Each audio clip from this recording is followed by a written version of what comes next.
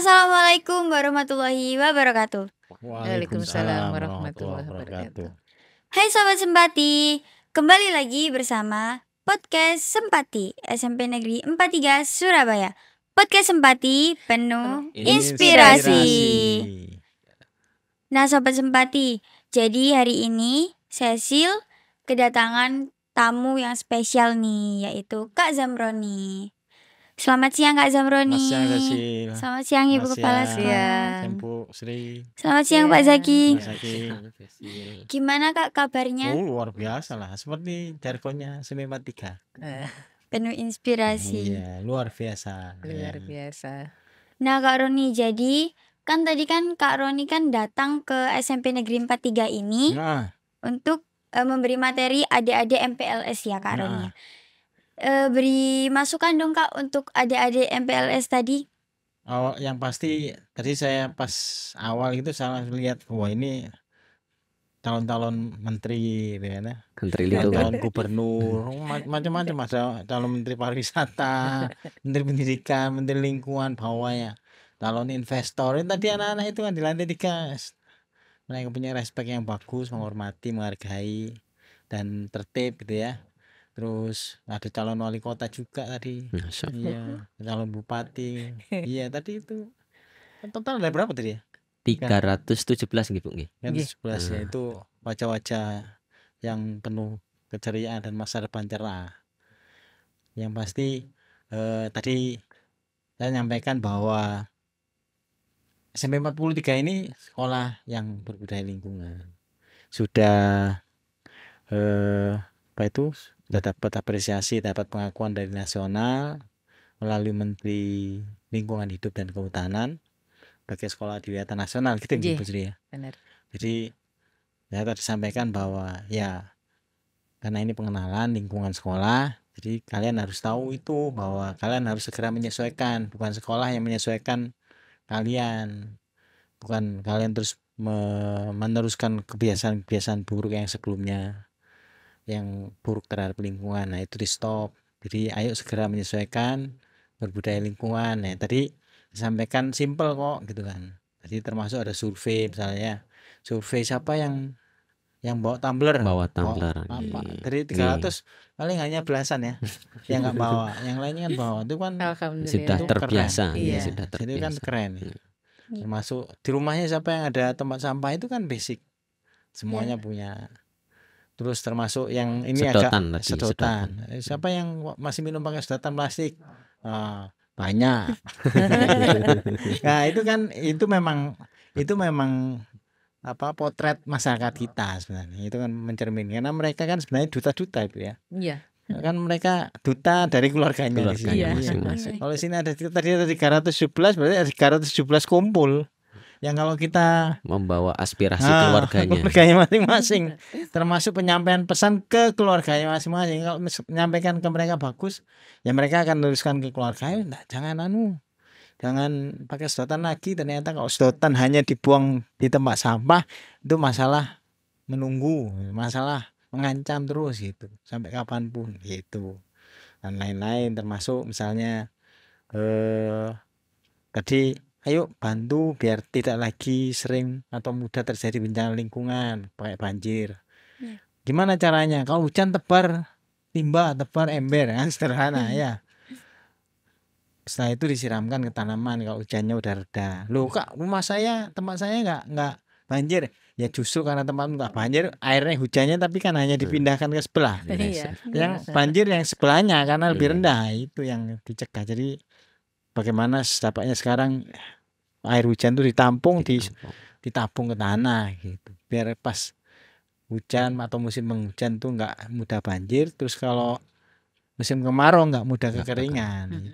Itu diantaranya. Dulu ya waktu masih kecil saya itu kalau orang-orang tua itu dulu Gitu ya? itu kalau hujan mesti ada ini nampung itu di ember-ember gitu. Tapi semakin sekarang ini berkurang yang seperti makin itu. langka. Iya, makin langka. Kalau malah kan dulu langsung diwiriti ya. Iya, diminum. Air langsung dari ini, nggak pakai lewat atap gitu kalau saya ingat saya gitu. Iya, ada yang naruh gelas untuk embun. Itu. itu kan sebetulnya Kearifan dulu sudah lokal, ada ya. iya, sebenarnya. Mungkin orang-orang yang tua ini malah lebih paham ya seperti lebih itu. arif terhadap Iya, lingkungan, ya, lebih tapi bijak. mungkin belum tahu aja ini ilmiahnya apa, nggak ngerti. Dulu pokoknya mengalir gitu aja. Tapi betulnya bagus loh ya kebiasaan Iya, itu ya.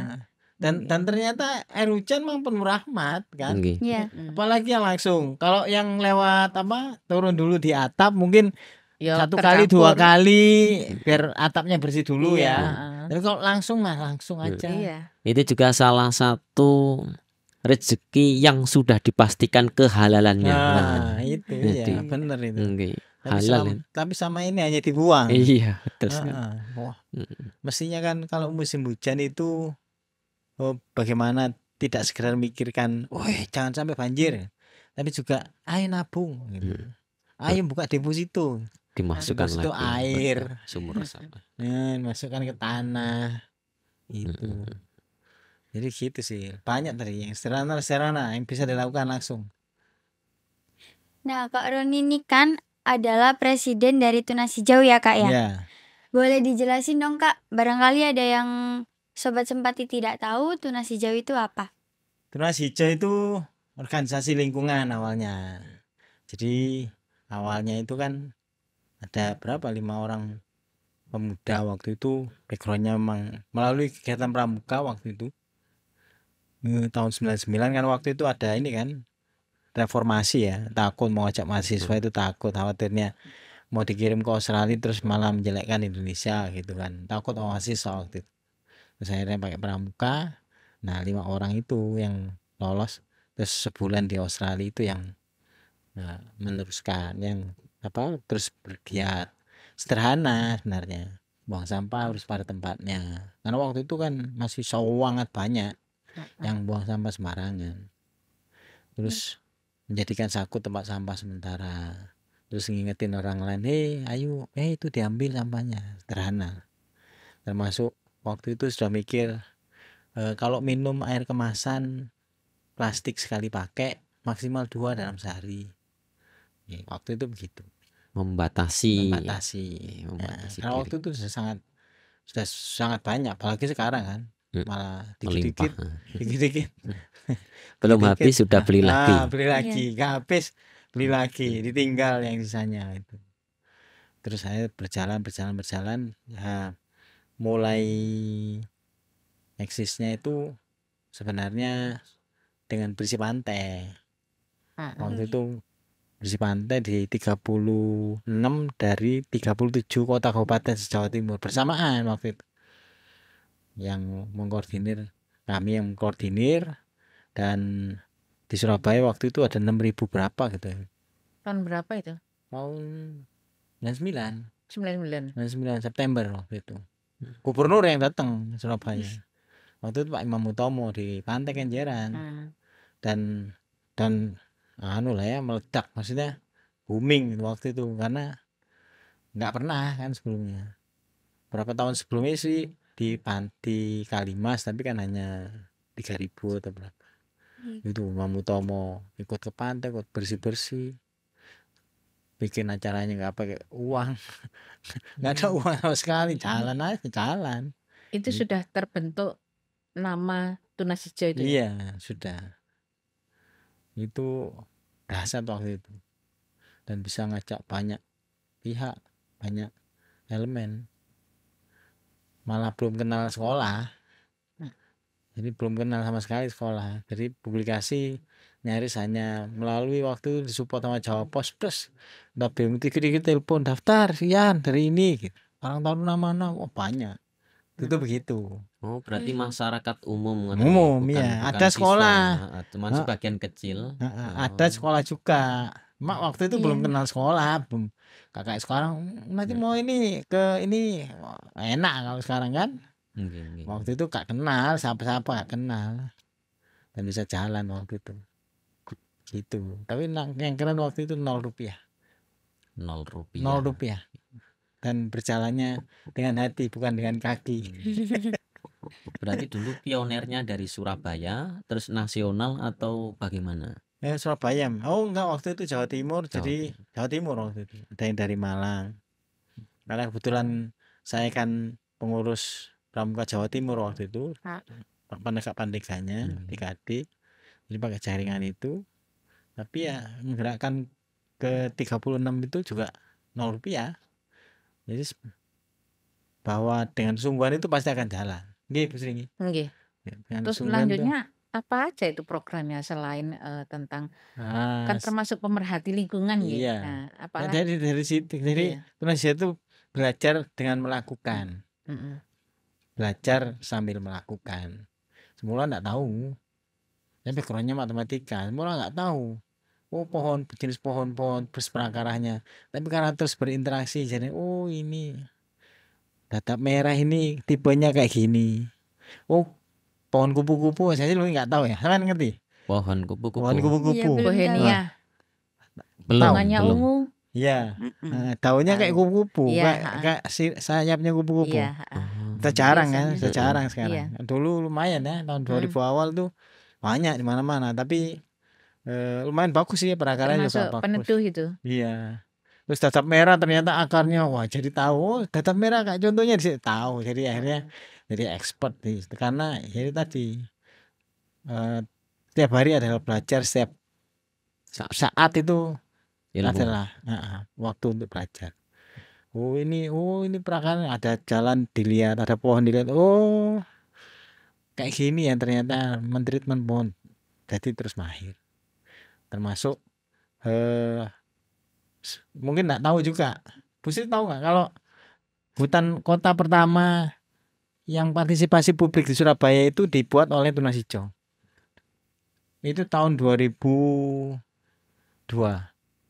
oleh Pangeran Putri Lingkungan. Di mana itu? Seberangnya Grand City. Seberangnya Grand City. Saya masih di Bundaran itu ya? Lamongan.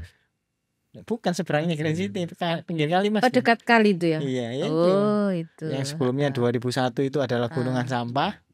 Karena TPA Keputih kan ditutup ya. Iya. Itu yang nanam anak kecil-kecil itu kecil, generasi pertama. Jadi apa? Direkturnya anak SD. Nanamnya itu nggak sekali tuh, beberapa kali tuh. Kan kalau umumnya orang cuek kan, nanam sekali. Hi, see you next year, hopefully you will grow up. Enggak, itu tiap hari disirami. Surabaya tidak sepeduli sekarang. Dulu ada pohon, sekarang kan ada pohon di jalan masih disiram kalau nggak hujan. Oh dulu nggak ada, uangnya mana? Nah, waktu itu gitu. Jadi yang ada memang nggak ngomong tapi ngerundel di belakang. Akhirnya tapi nggak disirami langsung mati lah pohonnya kayak gitu. Iya, nggak ada Akhirnya sewa apa itu genset, pompa air genset disiram. Sehari itu 30.000 Pak. Ambil airnya dari sungai sebelahnya. Wah kayak gitu.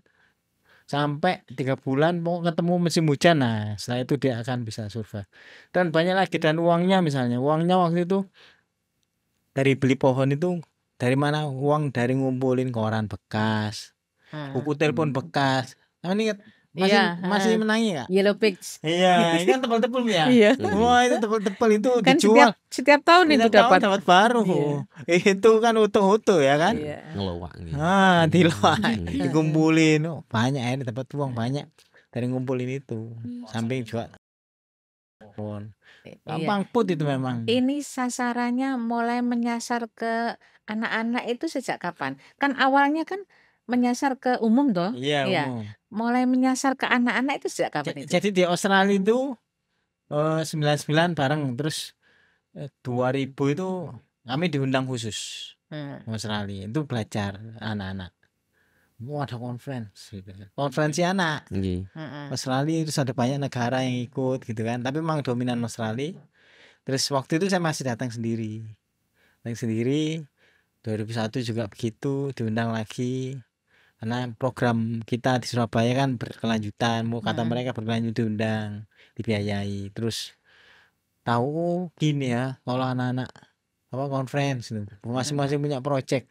Awalnya Bang Pur di situ, makanya bukan punya project, tapi sekarang yang ada, wah anak-anak kita, anak-anak Surabaya itu jauh lebih melesat dari mereka. Proyek-proyeknya kalau dahsyat, jago anak Surabaya. Kan dahsyat. Kalau mereka proyek paling aksinya ya ngumpulin jelantah paling pencapaiannya berapa sih? Cecil udah berapa jelantah? Udah 914 liter. Iya. Wah, kalau sana paling aksinya paling sebulan sekali, 2 minggu sekali. Ya jauh kita lebih dahsyat. Itu karena dimaintain dengan baik kan. Jadi belajarnya khusus anak ya itu conference diundang-undang itu. 2002 diundang Malaysia.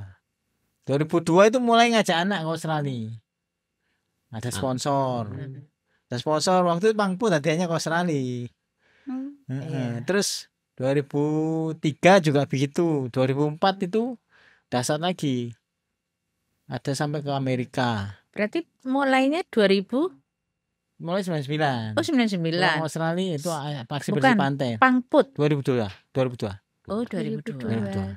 Dan dibeasiswai oleh Australia. Yang tadi yang pernah dibiayai Australia Indonesia Institute yang dari kedutaan Australia. Tapi kebanyakan dari lokal sebenarnya. Iya, perusahaan itu ya, PLN TPS. Waktu itu TPS awal-awal itu, terminal peti kemas. Karena mereka kan PMA Australia kan, perusahaan modal asing dari Australia kan, Australian PNO, pelabuhan Australia. Tapi terus per 2007 mereka ganti manajemen Dubai, akhirnya enggak lagi lanjut. Mana ke Jepang hadiahnya. Mana? Keren. Iya, waktu itu ke Jepang itu acara Children World Summit. Jadi acaranya PBB. Jadi saya minta jatah ini, pokoknya anak-anak ini proyeknya ini bisa kelihatan. Jadi nggak pakai diseleksi lagi. Oke, yang juara berapa? Juara ini sudah diplot. Piket dari PBB. Begitu sampai di sana, mau akomodasi dari mereka. Begitu sampai di sana jekrek, transportasi kami yang ngurus lokalnya. Nah, Shinkansen kereta cepat kayak bus sekarang. Iya. Itu sendiri orang ini kita mau nyoba Shinkansen harus bayar sendiri kayak gitu. Seneng kan tiket pesawatnya kan sudah dibiayai. Terus jalan-jalan makan ekstra D ya itu sendiri seneng. Jadi banyak pihak yang terlibat. Terus begitu sampai sekarang. Cecil Pangput tahun berapa? 2021. 2021 dan 2024 ya. 2024 iya. 2021 kan masih di SD ya. Iya, masih di SD. Unggulannya SMPN 43. Iya. Yang jelantah Putri Lingkungan. Semoga Cecil nanti lolos sampai akhir dan masuk juara. Iya, bawa nama harum SMPN 43 ya. Iya. Kalau boleh tanya lagi, ini program rutinannya Tunas Hijau diantaranya kan setiap hari weekend ya. Setiap hari Sabtu atau hari Minggu itu kan bersih-bersih pantai. Oh, iya. Kan itu hampir ya 10 sampai 20 sekolah itu kan ikut berpartisipasi. Nah, kegiatan rutin itu kan membersihkan sampah di daerah pantai. Yang mana itu kan dilakukan setiap akhir pekan. Nah, kemudian kenapa kok sampai kegiatan itu kok berlarut-larut? Nah, apakah ketika sudah dibersihkan itu kotor kembali atau seperti apa? Kemudian campur tangan dari pemerintah atas fenomena yang terjadi dan juga yang telah dilakukan oleh Tunas Hijau itu seperti apa? Seperti keren itu. Jadi memang Tunas Hijau kebiarnya dulu awal kegiatan masalnya itu memang bersih pantai. Dan niru clean up Australia waktu itu. Clean up Australia ada sejak awal. Terus kami berpikiran bahwa Indonesia loh punya budaya gotong royong. Kalau katanya itu waktu itu kami dengar clean up Australia itu bisa menggerakkan semua orang katanya, semua warga Australia. Wah pasti Indonesia bisa sebenarnya. Karena kita punya gotong royong. Orang Australia kan cuek-cuek. Ya kan, nggak kenal dengan tetangga kiri kanan depan belakang. Kalau kita kan kenal. Satu kampung kenal, rumpi, gibah. Nah, makanya terus optimis, makanya bisa dahsyat ribuan itu. Dan setelah itu bersih pantai itu tiap tahun sebenarnya. Ya, awalnya setahun sekali ya. Terus apa ya dulu bulan September ya, ingat September. Jadi clean up itu akhir pekan ketiga September. Terus mulai tahun 2017 itu jadi 2 kali. 2015 itu jadi 2 kali. Hari Peduli Sampah Nasional yang Februari, jadi semester 2 itu ya. Terus sama semester pertama yang September clean up itu. Terus mulai 2018 gak bisa ini. Orang rumah kita aja, ya kan? Rumah kita di depan rumah gang. Itu 2 hari sekali. 2 hari sekali pasti ini. Diangkut. Iya. 2 hari sekali. Jadi pernah nyoba kemudian 2017 akhir atau 2018 awal bersih pantainya sebulan sekali. Tapi nggak sporadis, benar-benar di minutes. Dimulai dari ujung mana? Tambak Wedi per jarak 200 meter. 200 meter bersih. Berikutnya bulan depan bersih, geser 200 meter berikutnya sebelahnya. Terus kotor lagi. Dan itu nampak kalau ternyata itu kiriman dari laut. Karena kalau kiriman dari laut pasti rata. Iya, kan kena ombak ya. Iya. Langsung menepi rata di setiap pinggir pantai itu rata numpuk. semua. Kalau orang buang acak, buang itu acak. Kan itu enggak tahu itu sampahnya orang Surabaya atau mana kan dia enggak ngerti. Iya, laut kan tanpa batas kan. Ini yang ngumpulnya perlu di laut ya. Ini yang perlu kita ngertikan pada masyarakat secara umum, bahwasanya mungkin belum bisa berpartisipasi dalam kegiatan Tunas Hijau, tapi itu kan ikut menyoroti kegiatannya. Yang mana di komentarnya itu kok itu komentarnya, kenapa kok setiap minggunya akhir pekannya kok ada kegiatan bersih-bersih sampah, apakah tidak ada campur tangan dari pemerintah ketika setelah dibersihkan. Ini yang harus kita ngertikan bersama, bahwasanya memang sampah yang ada itu adalah sampah kiriman balik dari lautan. Ya, jadi itu banyak dari sampah-sampah itu pastinya sudah sebelumnya dibuang di tempat sampah. Tapi kalau dari tempat sampah terus pindahnya biasanya ke gerobak ya. Dari gerobak terus ke truk kan gitu ya. Nah dari proses itu biasanya terus jatuh ya. Iya. Jatuh terus ke selokan, terus ke sungai, ke laut, ada yang diterusin, bisa jadi akhirnya ke lautan yang Eropa, Amerika. Iya benar. Ada yang dibalikin. Nah yang dibalikin ke kita ada juga kita nerima dari luar lain gitu kan. Kayak misalnya yang pernah kan Bali, perairan Bali yang mau World Economic Forum itu tiba-tiba ada peludakan sampah itu kan kiriman dari, nggak tahu tuh kiriman dari mana. Ada yang mengatakan sabotase ngaten gitu. Jadi ada yang buang sampah di lautan yang dekat dengan kepulauan Bali. Itu juga. Ocean is no border. Jadi lautan nggak ada batasan. Jadi iya tergantung angin. Tapi terus yang pasti 2018 jadi tiap bulan. Terus sampai 2020 awal pandemi berhenti. Oktober jenuh. Ayo kita ketemu. Tapi biar nggak dimarahi. Karena kok ketemu kan. Kita outdoor, caring maksudnya gitu. Sambil olahraga mengunti sampah. Makanya terjadi tiap minggu. Tiap minggu. Dan itu dahsyat. Itu. Dahsyatnya apa? Jongkok 2 jam gak habis sama. Kita nggak beranjak. Terus mengunti gini, kayak pabrik gitu ya. Pekerja pabrik. Gak habis itu. Penuh. Saking numpuknya, saking nggak ada yang pedulinya. Pernah ikut itu ya, hampir 2,5 jam itu tidak pindah tempat, hanya bantu ngeruk sampah yang itu ada berarti di itu pas dasarnya. Yang kebetulan itu dikerubungi mangrove lah. Itu sampah yang terjebak gitu. Iya, terjebak. Maksudnya airnya surutnya lewat sana. Ini nggak bisa, nggak bisa. Jadi terjebak di situ. Benar itu. Iya. Jadi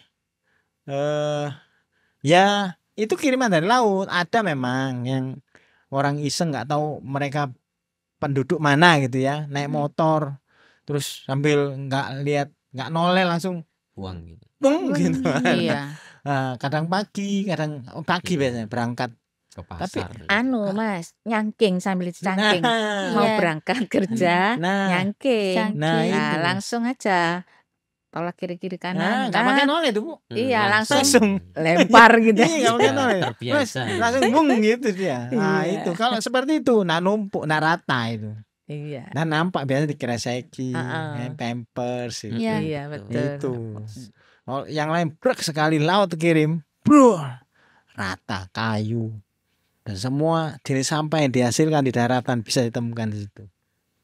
Itu berarti laut mengirim balik sampahnya atau bisa jadi sudah campuran sampah daerah lain. Ini. Tapi itu kan kegiatan itu disupport tuh dengan pemerintah kota support, ya. nah, kalau enggak terus Iya. dipindah pakai Kan- truknya Iya, siapa? Support kok saya Iya. lihat itu support. Iya. Support. Iya. Truknya termasuk ada Malah support. dengan kegiatannya Tunas Hijau ini mereka terbantukan ya. Iya. Mm-mm. Malah kalau kita lupa gitu ya, kan wajar ini. Mm-mm. Subuh itu di chat tuh ngasih tahu. Eh. Pagi ini jadinya lokasi di mana? Gitu. Iya, mengingatkan. Gitu, iya. Akhirnya Ini ya. jadi seperti rutinitas gitu ya. Ya caring ya tetap olahraga, gerak tubuh ya tetap. Gitu. Memang yang pasti kita sasar itu yang sering adalah lokasi-lokasi yang tidak ada penjual awalnya. Kalau ada penjual kita harus mainkan dulu penjualnya. Maksudnya kita harus edukasi. Ikut peduli edukasi sama dulu. lokasi yang sekitarnya situ. Ya harus diedukasi dulu. Kalau enggak ya mereka yang buang sampah. Gitu, ada yang ngomongnya. Iya, gitu. Nah, ini saya juga pengen masukannya Mas Roni ya.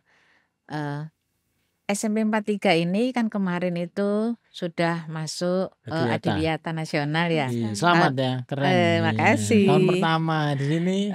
Iya. Dapat Adiwiyata Sebetulnya Nasional. di sini ini Adiwiyatanya sudah jalan, tapi tertidur. Nah, akhirnya saya di sini terus ya ngajak bangun lah teman-teman, kita ajak gerak. Alhamdulillah teman-teman di sini support semuanya, termasuk anak-anaknya ini. Nah, untuk tahun depan ini kami menuju ke Adiwiyata Mandiri.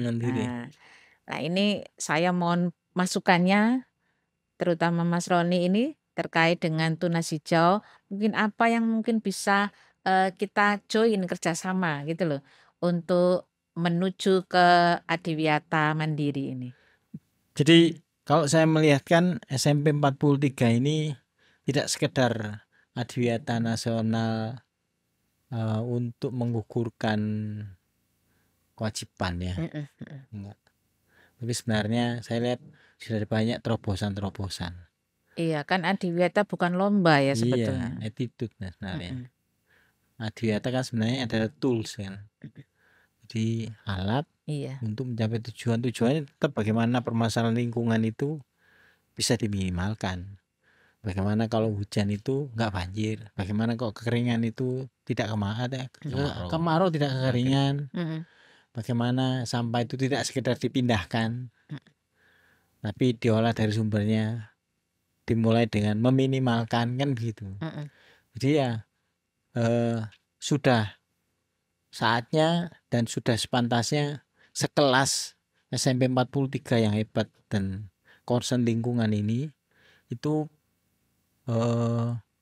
tidak sekedar parameternya bagaimana keseharian di sekolah, tapi sampai pada bagaimana warga sekolah ini, siswa, guru, kepala sekolah menduplikasi, mengimbaskan di keluarga masing-masing. Bagaimana sekolah ini bisa berdampak bagus untuk mengajak sekitarnya yang di luar ini untuk juga concern lingkungan. Kan ada pasar di sini. Lawak juga masih ya? Masih ya. Sebelah. Para pedagang makanan minuman kan juga banyak yang itu pasti menghasilkan sama. Itu bagaimana dampak-dampak lingkungan dari aktivitas sehari-hari tidak hanya di dalam sekolah tapi di sekitarnya itu bisa diminimalkan karena Adiwiyatanya SMP 43. Itu yang keren sebenarnya. Jadi memang tugas sekolah khususnya SMP Negeri 43 ini bukan hanya sekedar melaporkan dokumen saja, tapi bagaimana bisa mengajak siswa 43 menjadi promotor yang peduli dengan lingkungan. Benar. Di lingkungan keluarganya, berarti program-program sekolah ini wajibnya adalah membiasakan kegiatan-kegiatan yang berbudidaya lingkungan, berbudaya lingkungan. Iya. Kemudian juga wajibnya lagi 43 ini mengimbaskan bahwasanya orang-orang atau masyarakat yang di sekitar SMP Negeri 43 ini merasakan dampak positif ketika Adiwiyata Nasional itu diterima oleh SMP Negeri 43. Iya, apalagi menuju mandiri kan. Iya. Iya, kalau itu jalan saya yakin tidak akan pernah ada penurunan. Karena biasa setelah mandiri langsung nyungsep. Ini juga menjadi kasus. Memang kemarin itu semenjak COVID atau mungkin kita kena pandemi itu kan secara nasional, yang mana pembiasaan yang mulanya baik itu menjadi kayak tertidur karena memang anak-anak juga menjadi malas di rumah. Rebahan, mungkin aktivitas akibat rebahan atau sejenisnya. Itu memang menyebabkan perubahan sikap yang memang sangat-sangat mencolok, yang di 43 dulu dirasakan itu seperti itu. Mungkin juga itu terbawa juga dari SD-nya. SD-nya dulu mungkin yang sudah adiwiyata juga, kemudian kena corona juga akhirnya nyungsep juga. Lah mungkin ada tipsnya. Jadi agar siswa atau mungkin sobat lingkungan seluruh wilayah Surabaya, khususnya adalah siswa 43 ini menumbuhkan semangat untuk peduli dengan lingkungannya ini. Kadang memang kayak kadang diomongi misalnya baju kuning itu terus jadi minder seperti itu. Baju kuning toh, baju kuning biasanya petugas yang membersihkan sampah. Jadi ada pegawai kuning, ada pasukan kuning, sorry ini. Itulah. Bisa ini sebenarnya di stimulus, misalnya ada program untuk keluarga, pengomposan untuk keluarga atau challenge atau apa ya, bisa dikompetisikan, bisa jadi. Iya. Yang itu. Memang kan untuk menuju ke adiwiyata mandiri itu kan kita harus punya sekolah binaan.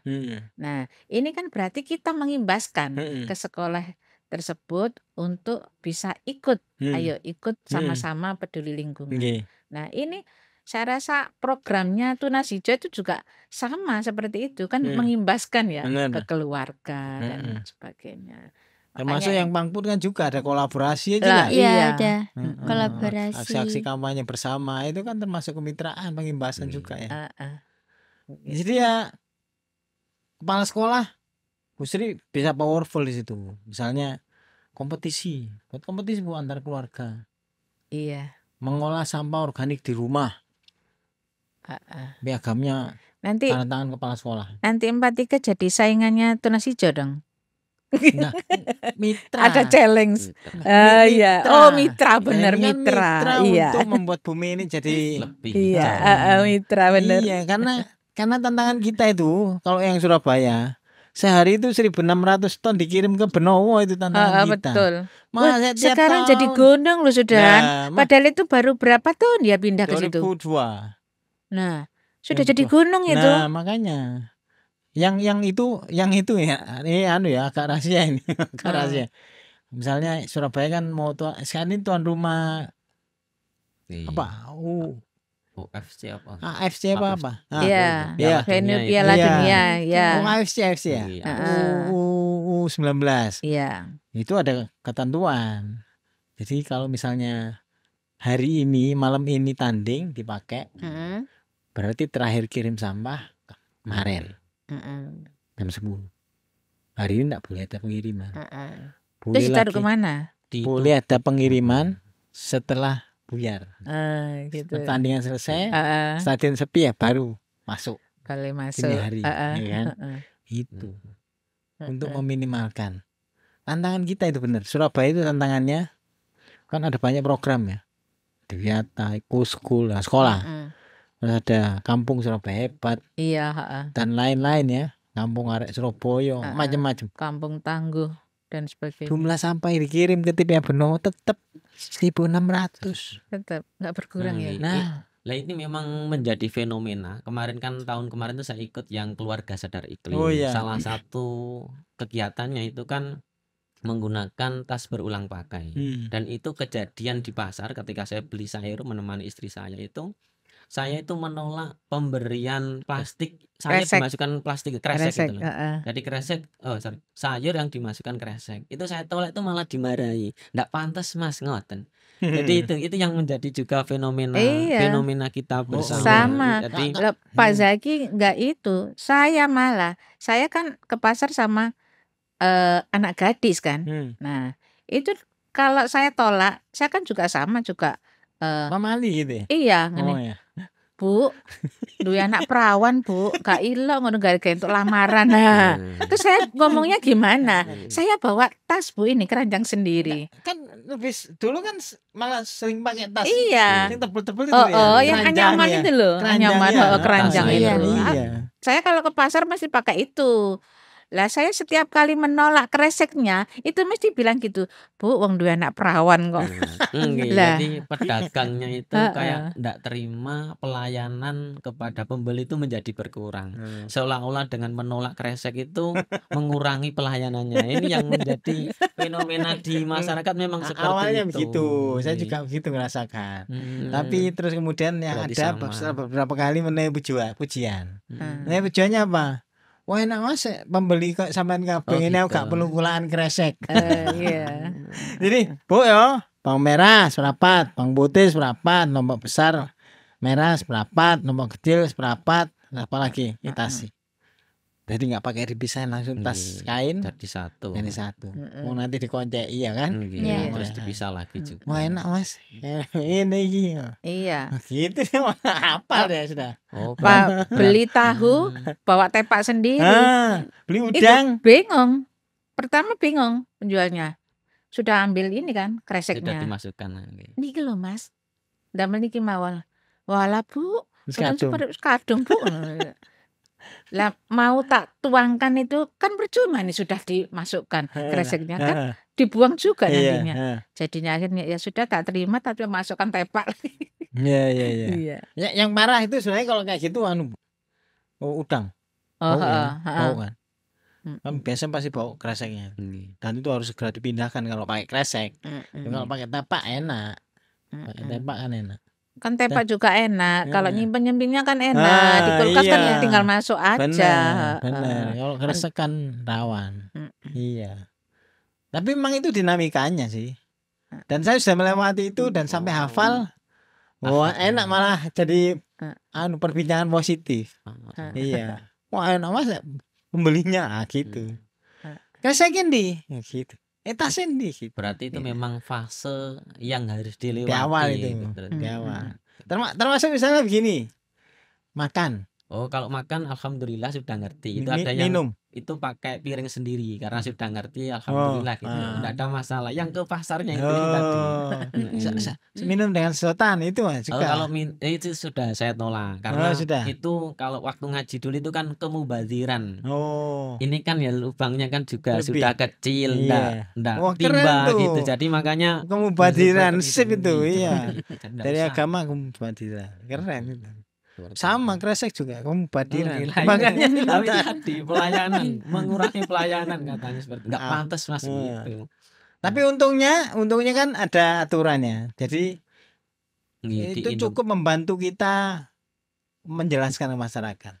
Hanya di minimarket enggak boleh kan gitu. Alhamdulillah sudah. Jadi sudah enggak lagi bingung menjelaskan ke mereka.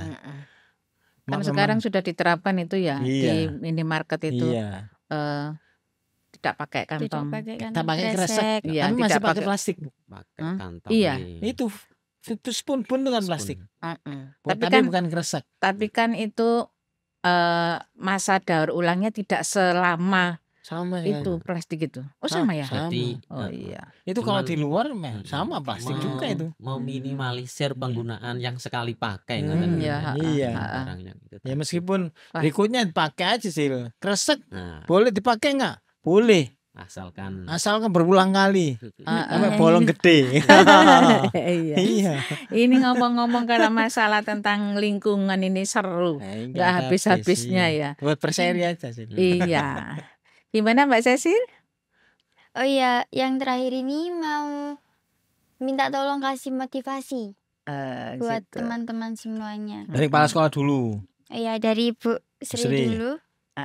Motivasi buat Sobat Sempati. Terutama yang siswa baru ya Bu ya. Ini untuk anak-anakku yang kali ini baru memasuki pengenalan lingkungan sekolah baru. Kan kemarin dari SD, sekarang ini sudah bukan anak-anak lagi, sekarang sudah remaja, sudah ada lingkungan baru lagi. Maka ini perlu membiasakan diri dengan lingkungan yang ada di sekolah yang baru. Apalagi SMP Negeri 43 ini adalah brandnya ini banyak ya. Jadi ada sekolah adiwiyata, ada sekolah sehat, ada sekolah siaga kependudukan, ada sekolah ramah anak. Nah, alhamdulillah. Belum ya?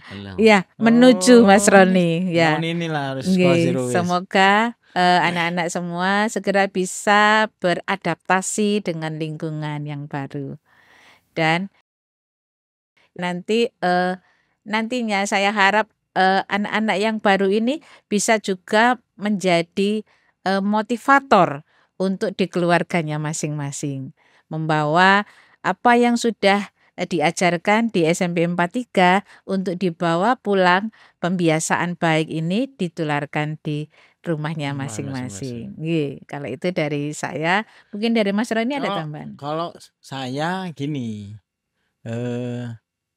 lingkungan hidup itu perlu dikenal, tapi untuk dibiasakan, untuk dilakukan, diulangi dan diulangi. Beda kalau narkoba, dikenal untuk dijauhi, kan gitu. Ya kan? Nah, tantangannya di situ. Kita ini melawan rasa malas, zona nyaman, nunda. Kan maunya memang sampah nggak perlu diolah, sudah beres, enak. Tapi ternyata nggak begitu. Kalau sampahnya dipindah, kalau ke TPA Benowo sekali ngirim itu masuk, sampah masuk ke sana 1 tonnya bayar ratusan ribu, bahkan sampai 200.000 1 ton. Kalau sehari ada 1.600 ton, berarti ya tinggal kali 200.000 kali 1.600, ratusan juta sehari. Kan eman uangnya. Mending makanya dikurangi sampahnya yang dihasilkan, terus diolah dari sumbernya, kan gitu. Jadi lingkungan yang kita kelola itu dampaknya untuk kemaslahatan bersama. Lingkungan tidak kita kelola, ya kita rasakan sendiri akibatnya. 1 orang aja misalnya nebang pohon di hutan, dalam sehari bisa langsung longsor ketika hujan terjadi, ya kan? Butuh hanya 1 orang untuk merusak lingkungan, tapi butuh semua orang untuk menjaganya. Itu. Mas Zaki, gimana? Oh iya Pak Zaki. Kalau dari saya semuanya kembali pada kita tadi, bahwasanya kita wajib mengenal hukum sebab akibat. Jadi ketika kita berbaik pada lingkungan, saya yakin bahwasanya lingkungan juga akan memberikan sesuatu yang terbaik buat kita. Gitu saja.